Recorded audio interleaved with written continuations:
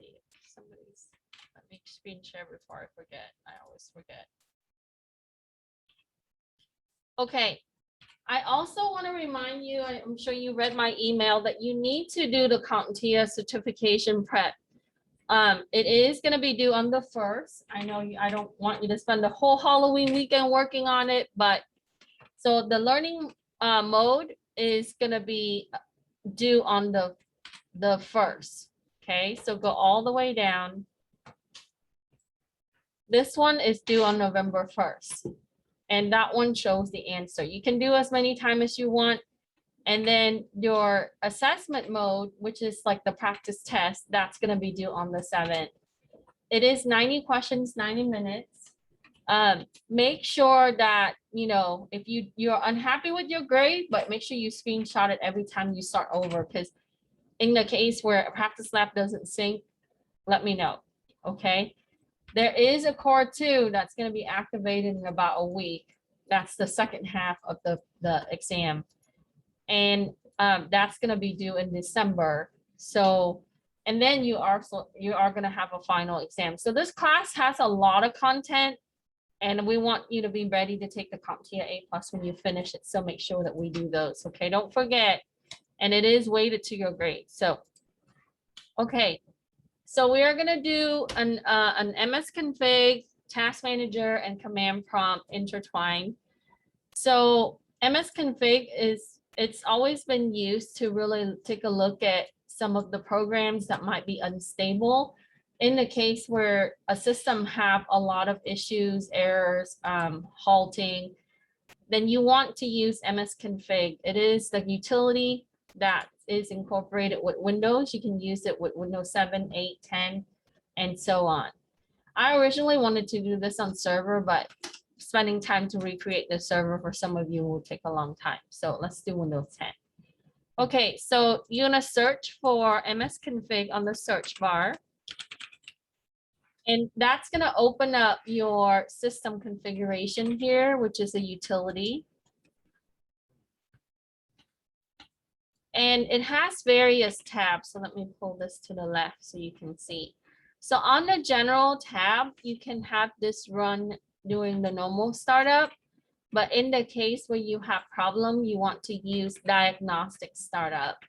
That's going to allow it to it's going to reduce the resource when you boot, and you can also boot into safe mode. So we are going to select the Diagnostic Startup, which is the second option. That's step 3 or 2. And then after that, you are going to click on the boot tab. And on the boot tab, you are going to select safe boot. And what this safe boot means is that when it boots, instead of running all the drivers and network connections, we can reduce it down to the minimal where it's only going to boot the OS and not initiate all the other services. Okay. You can also have options to do shell. In some case, we can run scripts in the shell.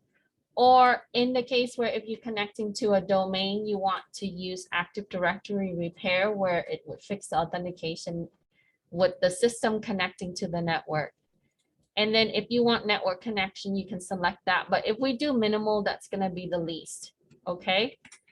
All right. Then you are going to go to the Services tab, or click Apply here first.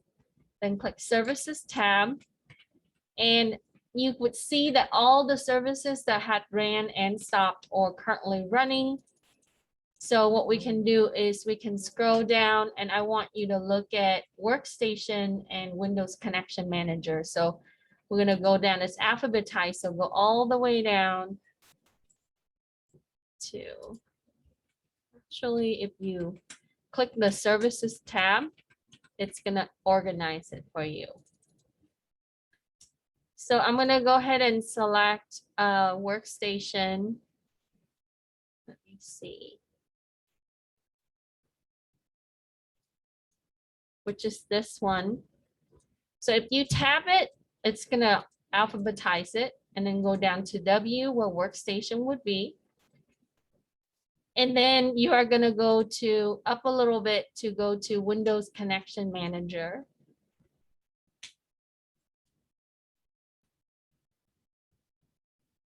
which is this one. Okay, and you notice that these are running, okay, and it tells you the date and the timestamp. So now if you want to do other things like, especially in cybersecurity, we want to look at events. You can also look at Windows event log and so on. So you can check the option that you want to look at, and any kind of app that has services running, it would also have that listed here. So once we have that, we are going to go to the startup tab. We've seen startup quite a few times in this class. So in this startup tab, we can go to Task Manager directly. And there are several ways that you can open Task Manager. You can use Control-Alt-Delete, which most of us are familiar with that, and then choose Task Manager. Or you can also use, it tells you here, Control-Shift-Escape. And then you can go many ways, right? We can search for Task Manager, so we can open Task Manager here. So Task Manager would list the applications that are running or the processes that are running, and it would automatically take us to the startup tab of Task Manager when you are here from the configuration utility to the Task Manager. So it directly connects you to the startup. So we are going to look at the open, click on the open task and open Task Manager. We're going to look at how many apps that are enabled at the startup. So if you look at this, right, they have quite a few actually. So enable, we have 1, 2, 3, 4, 5. So we on here, we would have 5.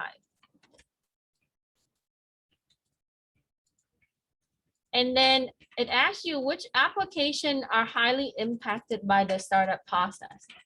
So if you look at the startup impact, we've seen this before, right? On your home system, it usually would be measured, right? On the image here, it's not. So we can just say which applications are, we can put none here. They're not measured. Okay, but if there are, it would be listed in Task Manager Startup tab. Then we are going to look at the Processes tab. So every applications have processes that are running. And as I have Microsoft Word open, right, that will be your MS Word process. And so we have a bunch of different background processes. So what makes that important is that you have applications that require live updates, like Adobe does that, Adobe Cloud. Office 365 does that. So it runs these network services in the back. Or if you have, live security applications, like at home, I use VPN on my laptop. So that also is part of the services. That's part of the processes that's running in the back. So as you can see here, we have quite a few. It tells me that there are 120 background processes that are running. So how many apps are running? So for me, it's a little bit different than yours. So I have 1, 2, 3, 4, 5, 6. So I have 6 apps that are running. And then I have 120 processes that are running in the background. So why is this important? When you have a system that is running processes, but it's not responding well, right? In Task Manager, it would show the processes, and then if it's not responding, it will tell you it's not responding. You can right-click. For example, we can right-click and we can choose to end task, or we can look at the details of the task. Okay. So that, and Microsoft use everything as executable as .exe for all the applications. All right. So now we want to look at the CPU percentage. So roughly, I'm looking at about 17 to 20%, depending on whether it's running high or low, right? So you can just, I'm just gonna put 10. So that's fairly low. Now, if you're gaming, of course, your percentage is going to be higher. Or if you mine Bitcoins, that's going to be definitely higher. So then you can look at your CPU percentage. Most of the stuff that we're using is actually in idle mode for CPU anyway, unless you're processing high graphics or, you know, if you're executing instructions that will be highly using the CPU speed. So Task Manager, we are going to go to Performance. And this gives you the graphical view. So your speed on yours is a little different than mine because I have the i9. And so it's going to be roughly about 4 gigahertz. This is the frequency that's going to be your clock rate. And the overall processes, we can see that it's 245. So I can say that my speed is roughly 4.37 gigahertz. And so that's pretty decent for desktop PC, right? Even if you get an i9, some i9s are not equal, right, in speed. We talked about that before when we touch on CPU. So if we're not overclocking or turbocharge it, we are really at like what the base speed would be. So I would see that here it tells me how many overall processes are running for the OS and all the applications itself. So that will be 246.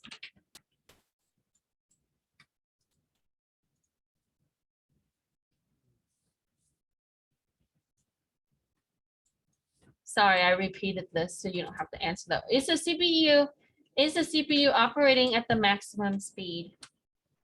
So the optimal speed for this, right, it's gonna be about, that's probably about what benchmark at Intel.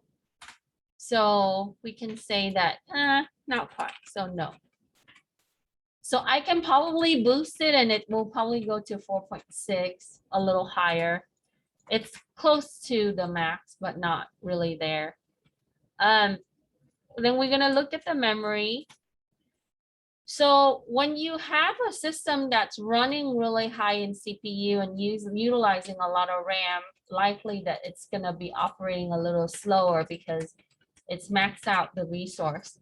So if you click the memory tab on the left right here, we would see how much is in use. So I have 32 gigs, so is all your Alienware system. So we have 6.1 gigabyte that is used and compressed to be 1.3 meg. And then the available is about 25.5. Okay. So the cache amount is 12.9 gigs. So why do we use cache? Cache is something that the system can refer to for regularly used type of data. So what it would do is go to that section and be able to repeatedly use the, could be instructions or data, right? So 6.1 GB. And then the cache amount is 12.9.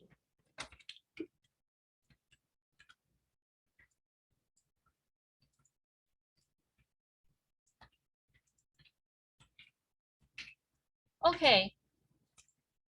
Then for the app history, this is actually pretty cool from a forensic standpoint.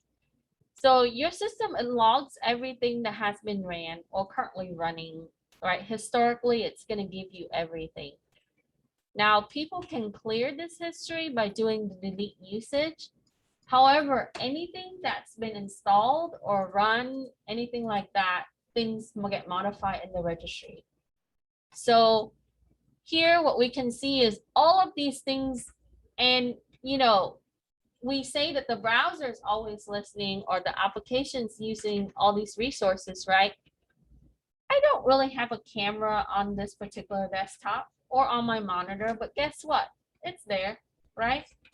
And why is that? Because Zoom uses camera and Zoom uses microphone. So I'm on Zoom, so therefore it activates that feature for the OS application, okay?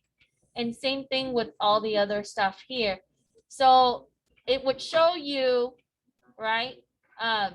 If there are some apps that would require network connections, it would show you that there. So on here, what I want you to do is look at the recent app used at the most CPU time and the network bandwidth. So if we look in general, it's pretty slow. There's one for Intel graphics. That's one. Here's the Microsoft Store, 0.3. I never really opened up Microsoft Store, but it's in the background, right? So there are a lot of like loader services that's really in use. So what we can do with this is we can start looking at turning off those type of services because it's just taking up bandwidth and it's taking up our resources. Okay, so that one is kind of a little higher than the rest. So I don't see anything else that will be higher than that. So that will be MS Store, and that is at 0.3 MB for RAM.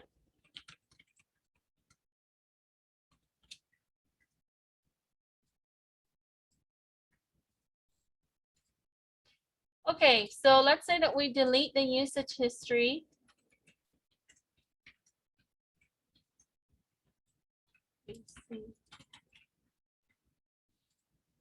And then we are going to return to the Processes tab. And we are going to click on your MSCONFIG utility. We're going to right click and we're going to end task. So what you can do is you can end a certain task. I'm sure most of you know how to do that, right? Sometime when Windows halt certain tasks, it will say not responding. You can end the task. You can also right click Task Manager and then end task, and that will go away. Okay. So what we want to do is we are going to open up Microsoft Paint. So just search for Paint. It's been around for ages. Okay. I'm sure some of you have seen this. Then we are going to open up. The reason why I want this open is I want you to see it in command line, right? You have the application running. Then we're going to open up Command Prompt Cmd. So what I want to do with this is I want to show you that you can see the same thing in Task Manager and Command Prompt using task list. Okay, hold on. Okay, so on here, once we have Command Prompt open, we are going to use the command called task list. And as we talked about Windows Server last week, so in some server, you don't see the graphical user interface, you only see command prompt. So you have to know how to use command line, okay? So as you notice that we have Microsoft Paint executable here, right? Along with our task list that we just issued, along with your CMD. So everything that is ran is seen as executable on Microsoft environment. Okay. Now on Chrome, even though we only have maybe one browser that's open and then you only visit one website, you do notice that it actually have 3 things that are open for Chrome. So when you have an API, when you have an app running on Chrome, it treats it as a separate Chrome as under the task list. Okay. So what I want you to do is look at your MS Paint executable, and then you are going to look at your PID. So the way task list is organized is that it's going to list the process ID, which you don't really see on the graphical user interface side, the image name, which is your executable, the session, and the memory that it uses each. Okay. So if you look, you go back down to MS Paint, which is the newer app, it's going to be listed on the bottom. Sorry. Right here. Your process ID is 7424. Okay.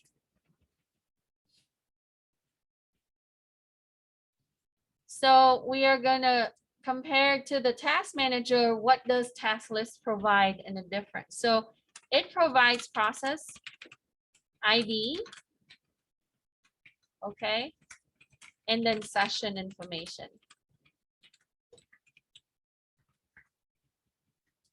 It's still going to list your executable, your processes, but those are the two additional things. 7424, I believe, is the. Yeah. So once we have the process ID of the process that we want to kill, we're going to execute task kill / PID and then the number. Okay. So go back here. We're going to do a task kill space / capital PID and then the number for it, 7424. So it tells you that it's completed. And guess what happened to my MS Paint? It went away, right? It closed. So if you want to kill a process, you can simply use task kill command if you know what the process ID is. So in order to do that, we have to first do the task list, look at the process ID of what's running, just like how you open up your task manager and then right click it and kill it, right? So we would do the same thing in command line. So when you have something like, you know, if you have a malware that's utilizing the resources and it's not giving the resources, your processor and your memory to the other application, then you can go in, you can find that task that it's doing, right? Kill it, so that way it would release the resources so your processor can execute. Because if it takes priority, everything else is in queue and it will never get to all the other things. So the user would then not be able to open any other applications. Okay, so what happens, right? MS Paint.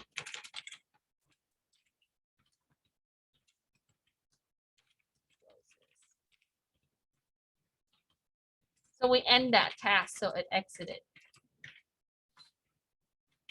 All right, so now we're going to switch gears. So you see a little bit of this on how we would be able to manage our system resources.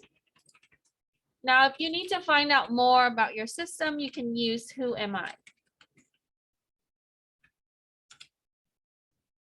What that will tell me is, first, it's going to tell me my system name and the account that I'm logged in under. So if you use the Who Am I command, it will tell you your current account that you logged in under on that system. Okay. Then we would use host name if we only want to find out the name of the system. And host name is the same in command prompt as in terminal in Linux. So Windows and Linux use similar, sometimes they use the same command and then other times they use different. So if you use host name only, you notice that it's only going to give me the system name, right? So if you want to know the exact computer, so why is this important? When we're troubleshooting, when we're looking at a network and we're seeing, okay, so what am I as a system and how does the server see that system, right? Because on the server, it should, if this system is connected to that domain, it would then need to see that system as a system connected. Okay, so that's how you can identify your system information. All right, now we can also find the IP address. So the common thing is that when people say, oh, I don't have internet connection, right?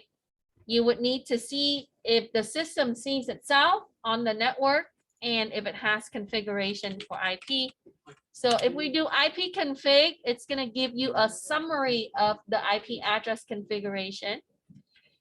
Now it has a lot of information here as this has multiple adapter. It has virtual machine adapter, and it has Wi-Fi adapter, and it has Ethernet adapter. So the main Ethernet adapter is listed here, right? Yours might be 5 or 6.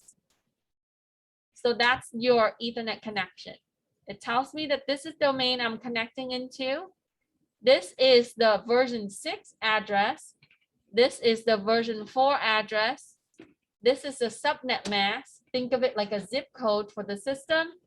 And this is a default gateway. That's the router that I'm connecting to. So all of these computer is connecting to a switch. And that switch is then connecting to a larger switch and a router, right? So that's how we would be able to establish the network. So what is the IP address for the Ethernet connection? Mine, it would say this. Yours might be a little different. So 10.151.101.254.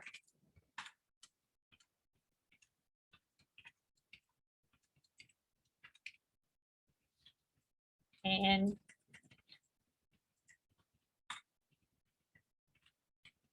then in the other classes, we will talk about the classes of address and so on. So once you're here, take a screenshot.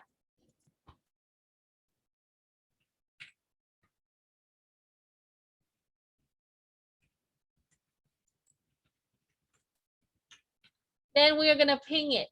Now you can ping your neighbor that's connected. You can ping the router. You can ping any system that's alive, right? You can ping a system that's not alive, but it's not going to respond. So if I ping an IP address of a system that's turned off, it's not going to reply. So you're going to take this address and you're going to ping it. So when you use ping, as we talked about protocol before in port, this uses ICMP.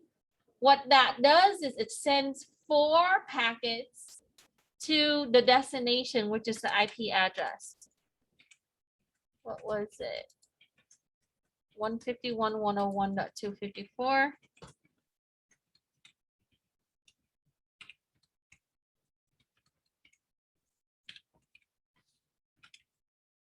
So as you see here in command prompt, when we ping, it's gonna send 4 requests. So there are four requests that send out. It's like saying, I'm trying to reach this IP. So are you there? Are you there? Are you there? Are you there? 4 times. And if it's responding, if it's replying like this, it's responding to the request. So that means that it is connected. Okay. Another way that you can ping, and I didn't write this into the lab, is to use a loopback address. And I did this with my network class before by using 127.0.0.1. This is an address that represents that system self, which is the host. So every single network system uses this address to reference itself. Okay. Every system that when you install the OS, if it doesn't have an IP, it would use a 169 address, which is another PIPA address. That's just not a valid address in the network. But when you do this, this is what we call a call home system. So it's going to look at itself and it's going to request itself. It's going to send 4 requests to itself and it's going to reply to itself. Okay. So whenever you see a shirt or the IT person wears a shirt, it says ping 127, call home. That's what it means, is that it's pinging itself, right? All systems call home. All systems sees itself in the network. Okay. So that's what we call a loopback address. Question? And this is version 4.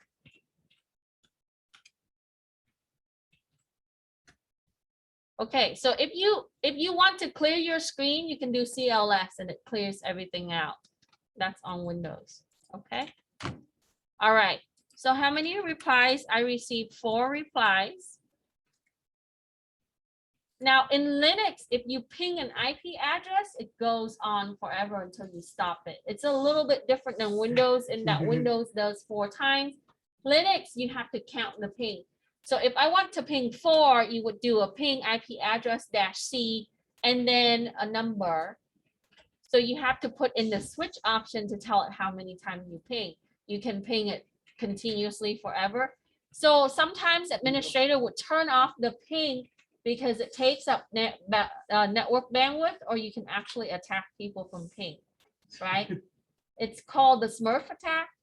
And sometimes you can launch, like they take zombie, which means that it takes over other systems that's connected to the internet and the network, and use those to launch ping at once. And when they do that on a web server, it takes down the web server, because think of it, right? Like if I'm a teacher and 500 students are asking me the question at the same time, who am I going to reply to, right? I would get confused. And that's the same approach, is that when they take over the system and they launch the attack, it would send the request at once, and the web server gets so busy, it's going to try to reply to here, this one and that one, and then eventually that's how they take down web server. And AKA distributed denial of service, right? That's the DDoS. So that's different than a DOS in that sense, that the DOS is what?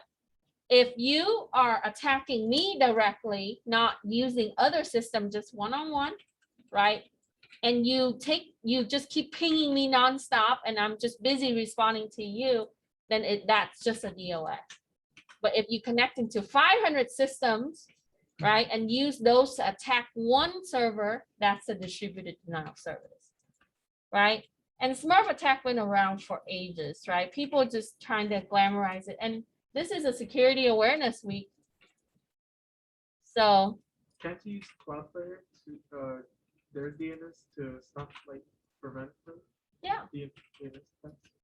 So you can do a lot. You can use filter, you can use firewall, you can piggyback on, there are many ways that you can, okay. So based on the replies, what can you conclude about connected system? 4 replies connected, so it is connected, right? That it replied 4 times. Okay, we're gonna do a trace route. People say trace cert, but it is trace route. And in Linux, you spell out trace route in one word. In Windows, you spell trace RT. And then an IP address or a URL. I try to do MVC, but MVC, well, okay. So let's talk about this. All the web server, all the website in the world, right, is connected to DNS. That stands for domain name server. Whenever you visit a web page or a website has web pages. The web server, its job is to serve you those web pages. But the DNS server resolved the URL to the IP address. So every single web page in the world or websites, right? Web page belongs to website. All the websites in the world, which is over 9-point-something million, is connected to a DNS. And that DNS is registered to a public IP. It's kind of like all the houses in the world has all the address listed, right? And when you visit a house, you're able to see something about that house.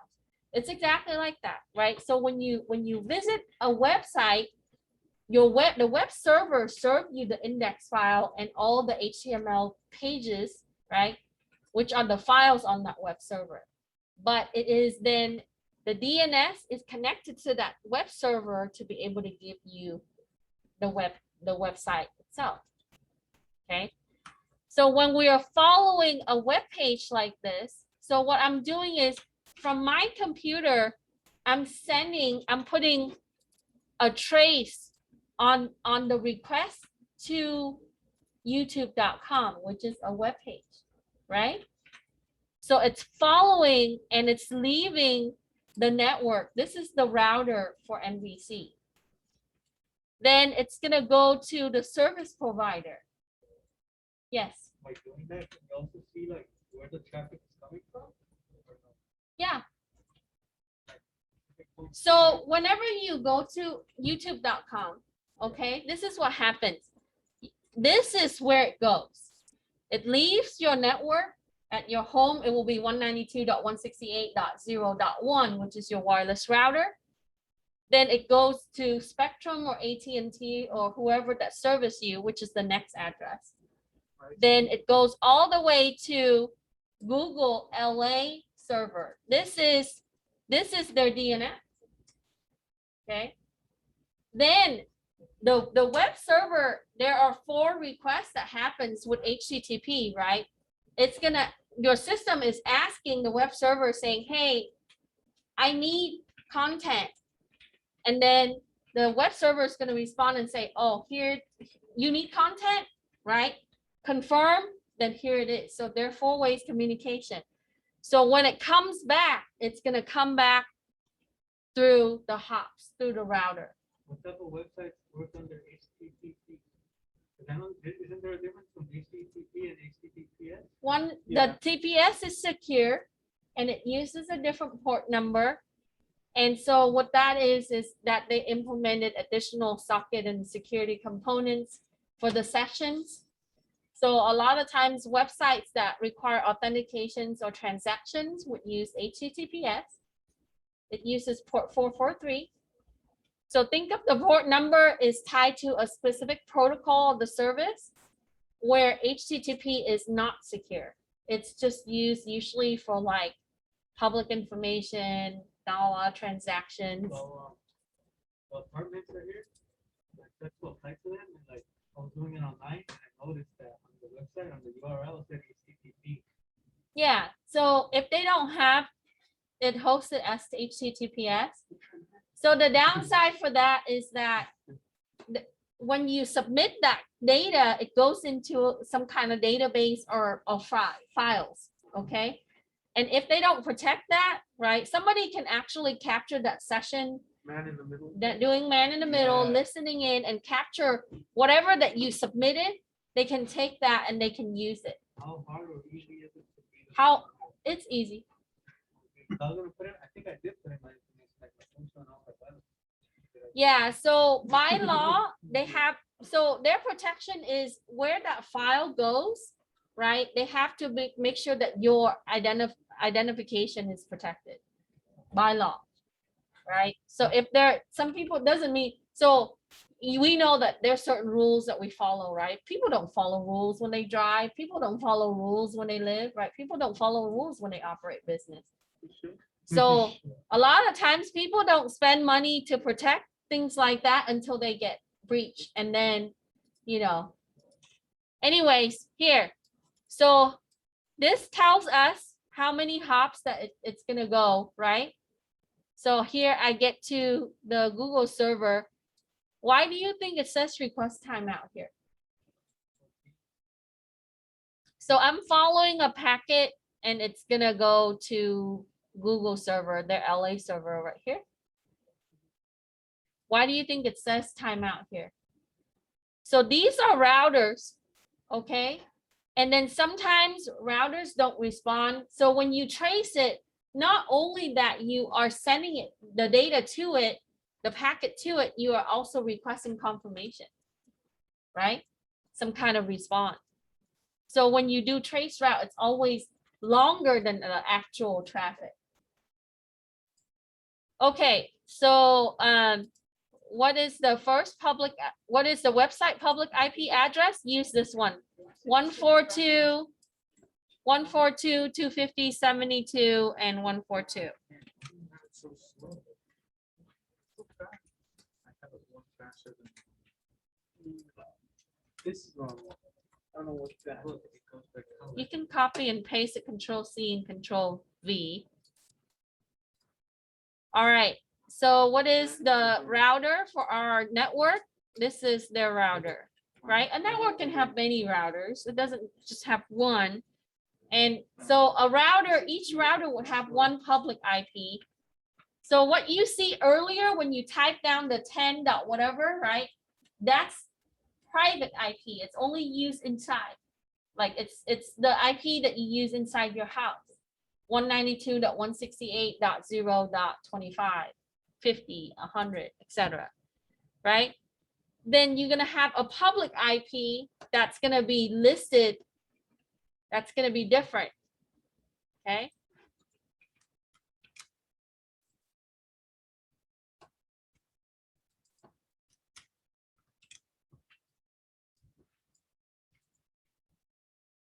Okay, so then we are going to do Nslookup. So earlier I talked about DNS, so we can do Nslookup. So when you need to do Nslookup, whenever you're trying to connect to a domain and you're getting an error where it doesn't resolve the DNS name, you are going to try to find out what DNS you're connecting to. So in a network environment, they might have multiple DNS, right? In a small scale, they might have one. In a larger environment like this, they would have multiple DNS. So it tells me here that this is the DNS, the domain that I'm using, okay? And this is the domain address, okay? So the domain name, we can copy that.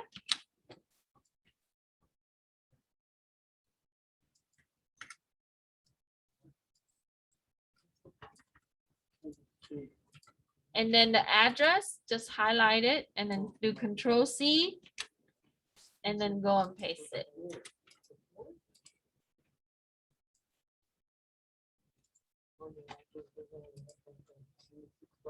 And here at RCCD, they practice the common administration with network, which they use is Class A for more addresses, less networks. And this is the number 10 is the octet that most administrators use for Class A. Okay, you don't have to use that, but that's the practice is they use 10 dot. Okay, that's what you commonly see. Now, if you look at that compared to like Google, right? Google got thousands and thousands of servers, right? For YouTube, for all the things that they do, for the cloud stuff that they do, right? So companies like that would have a range of public IP addresses, what they would use for different types of servers. Okay.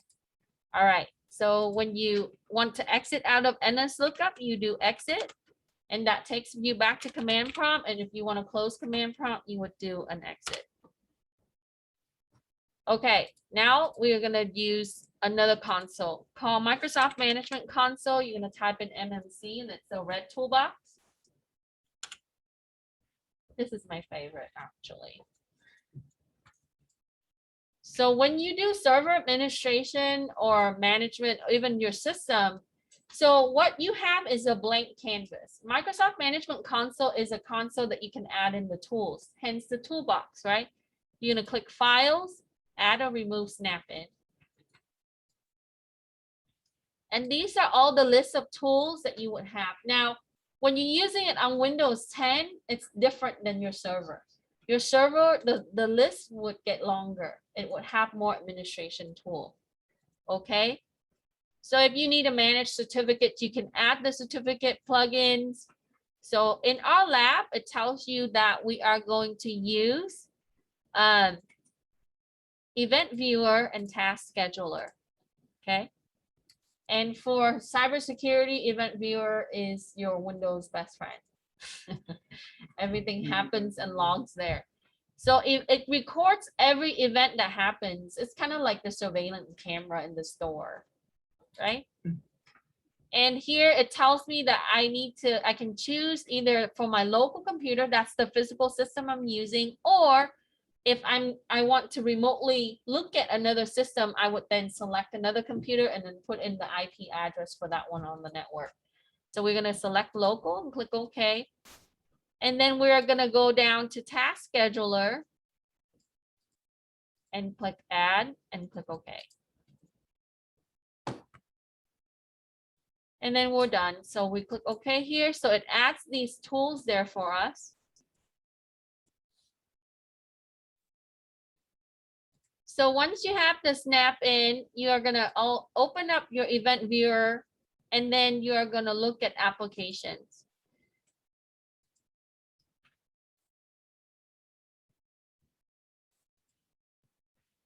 I'm sorry, under Windows Log. Click Windows Log and then Application.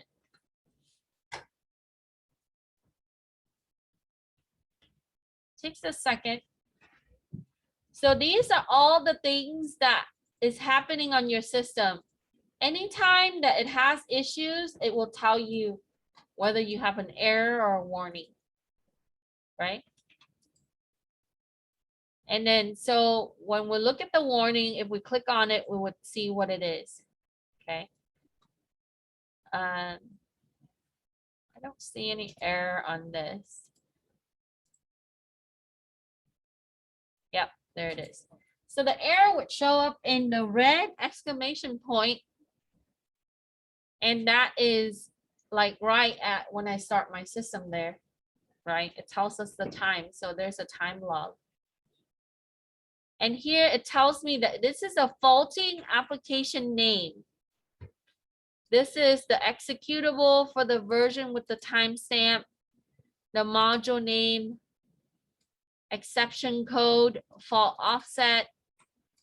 So that's a memory error for the application, and it tells me that this is the path of the application. So this ones look like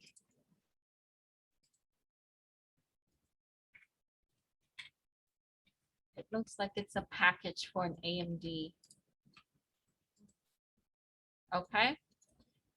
So we can say, what's the event ID? This is the event ID, 1000.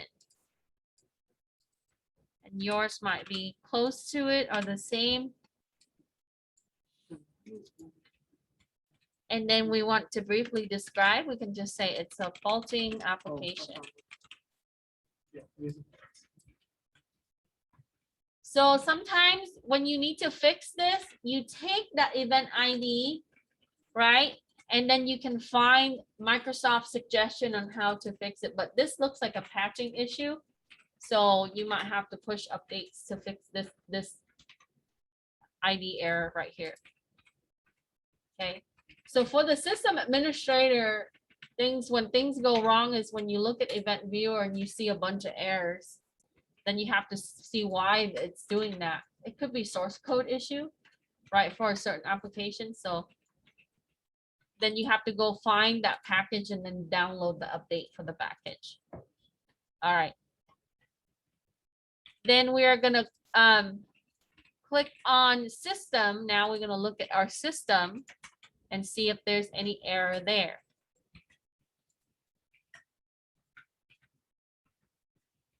Might be a while. Let's see. We have to scroll down. You can also. All right. 1, 2, 3. You can pick any of 4, those. 5, 6. So this is Adobe Dex API. It was ended unexpectedly, only one time. So it wasn't, the service was not fully loaded. So it shows that on mine. A second error. This one is for Service Controller Manager. It couldn't find its corrupted file. So on the system side, you're going to see quite a few more, right? So in patch management, we're going to have to see how we're going to be able to fix some of these. Because it's service related, system related, and it's also sometimes also security related. Okay. All right. So you're going to locate the error, briefly describe. So I'm going to use this one. This one is Service Control Manager cannot be found.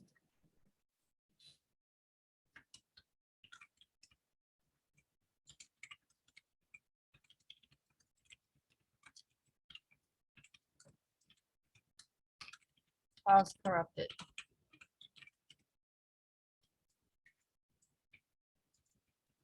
And then the event ID, we can just go to the event that's 7024.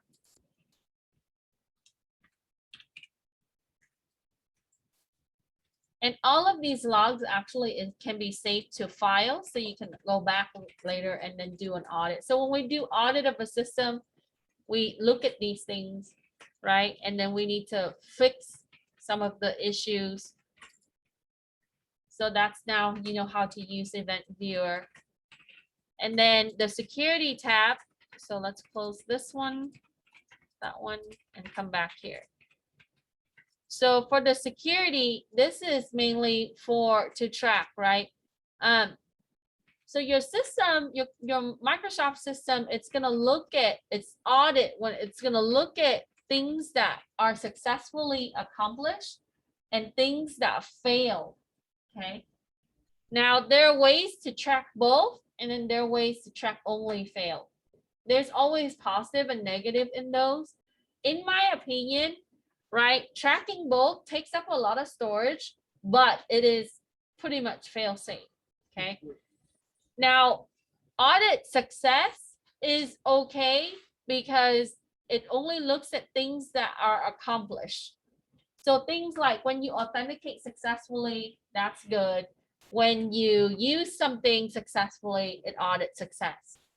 But when an audit failed, somebody trying to authenticate to your account and log in 5 times and it's not authenticating them, that's going to track fail.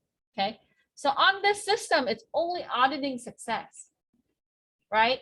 On the security side, when we look at this, right, we want to look at the fail too, because how, because it's going to really see, it's kind of like you have a locked door and you put a camera there. So if somebody trying to break down your door 5 times and they're unsuccessful, you want to record that, right? But if you also want to record things that are successful, in that if they hit your door and it shatters 1 time, you want to track that too. Okay. So the way that, depending on the type of resources that they have, so on this one, it's only auditing the success, things that have been achieved and accomplished. Okay. So we can say success audit. False. And you can change that, right? So here you can modify it. So the way that console works, and I explained this to my CIS40A class, on the left is your navigation. In the middle is where you can select individual item, and on the right is how you can manage it. Is where you can set up logs, you can clear logs, right? You can import, you can create custom view, and then you can modify it. So we can change this through audit log policy, and we can make it success and fail. Okay. But right now it's only tracking success. So if somebody breached the system successfully, it's going to see it. But if they breach the system unsuccessfully, it's not going to record that, right? All right. So return to MMC. We're going to go to task scheduler, and you can shrink it. Go back to here, task scheduler.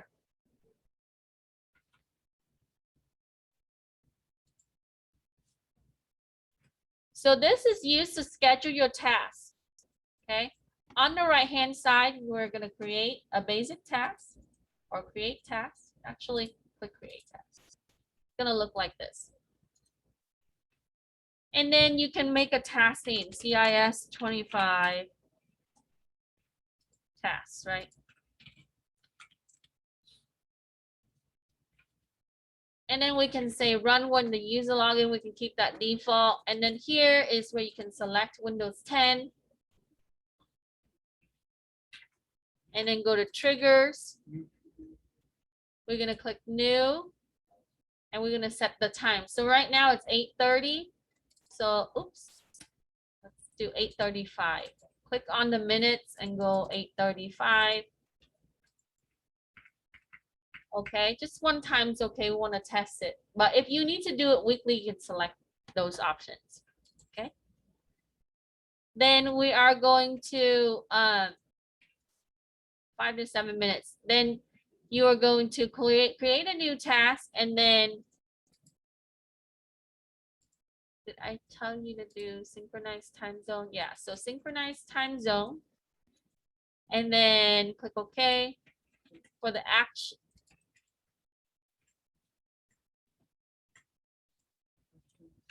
Go to actions.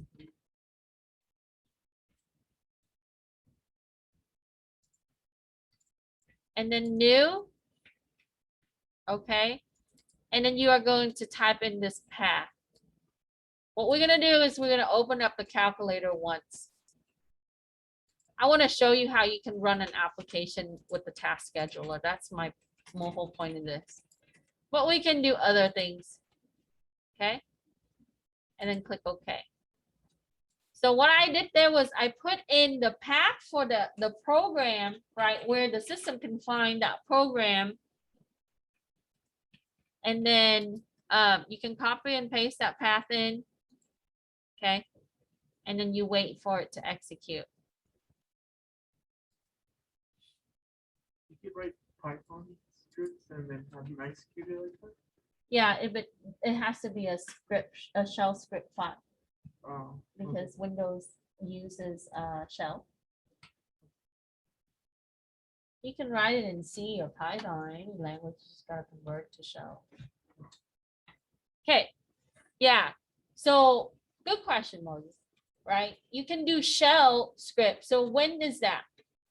We can do that for installing print drivers, establish network services, things like that. On the server end, we can write a script and use that script to do other things, to automate, to connect routers, to do a lot of things, right? So when I was teaching the Python network class, we automate a lot of things through Python, and then you just got to convert that to a shell file, shell script file, and then use it to launch. Okay. So while we wait, we're just going to go ahead and look at the library. So you see how our task is there, right? We created that. And then they have other tasks. So some application automates this for you, like your antivirus, your security, your Adobe, your Microsoft, a bunch of other things that are running in the background. They have the scheduled tasks running with the OS. Okay. So we can say how many types of applications and services are listed in the library. You got quite a few. Just ballpark it for me, like 20. Moses is gonna count. I'll just put 25, but you can count. 24. Yeah, I was close, almost on the money. Depending on the system. Okay, so while we wait for a few more minutes and see if our task is gonna execute. Right, it's gonna, for mine it's 8:35:03.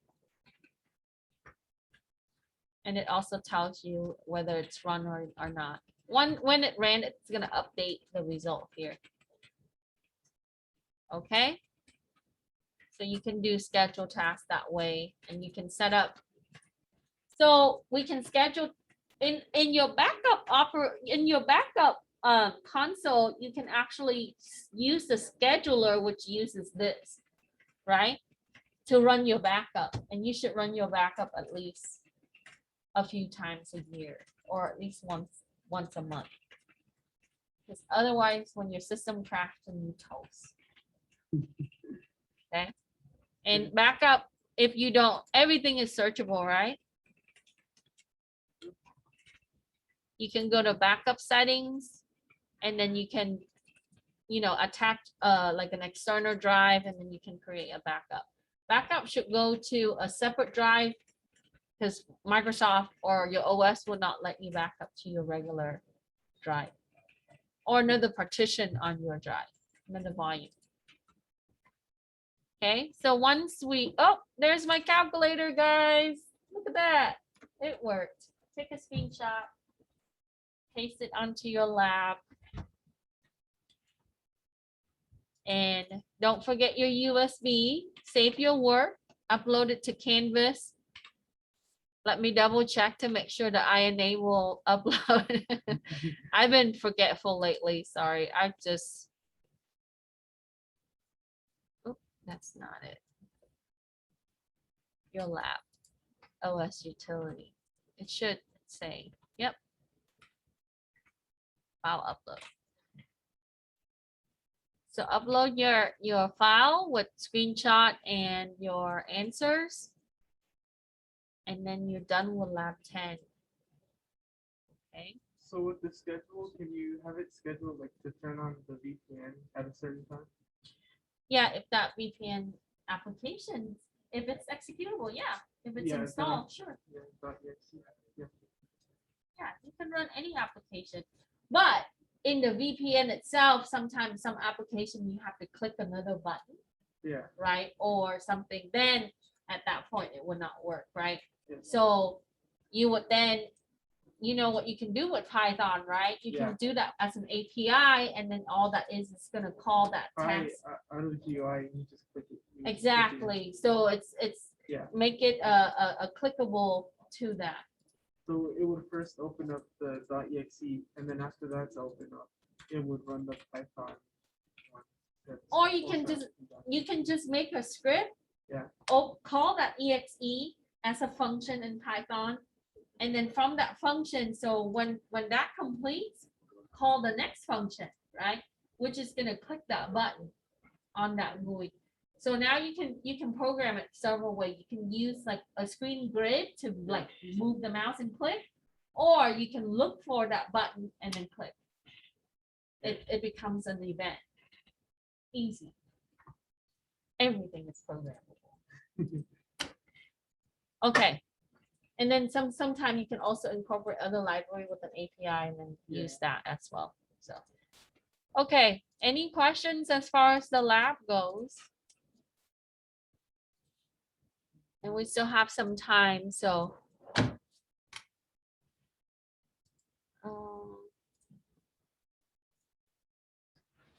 Did I post some internship for you guys in here? Maybe not. Let me check. I thought I did. Maybe just for my other class. Okay, I'll add. Oh, see, I did add it, but I didn't turn it on. Look at me. I'm such a retard sometimes. Sorry. I get busy, and then when I get interrupted when I'm doing stuff on Canvas, like when people call or conference goes into meetings, I missed my summit this morning. So Wait, what time did you? okay. Yeah, so on here, what I did was I posted a bunch of links. So now they started taking applications for 2022. DoD closed their application for 2022. But you do have a lot of different type of internship. A lot of it is computer science and programming.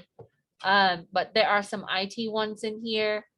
And then, you know, I'm working on an apprenticeship for computer programming and cloud administration with the next Google grant that we're going for that I'm submitting this week. Oh, So hopefully that will there we go through. go. That's fine. So you can check those out. If you're interested, you can apply. I try to look for the local ones, like the Google one, that one is in Irvine. Okay. And some of those are like 6 or 10 weeks. And then some of them, like the Department of the DOJ, that's, you know, sometimes it's national.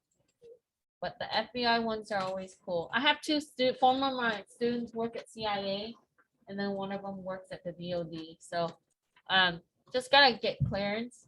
And it's pretty cool. They install surveillance system and manage surveillance system for the Department of Defense. All right, have a good night. Grab some snacks. If it's not open, open it, grab some, and I will see you next week. Work on practice exam. Don't forget. Coming from Python to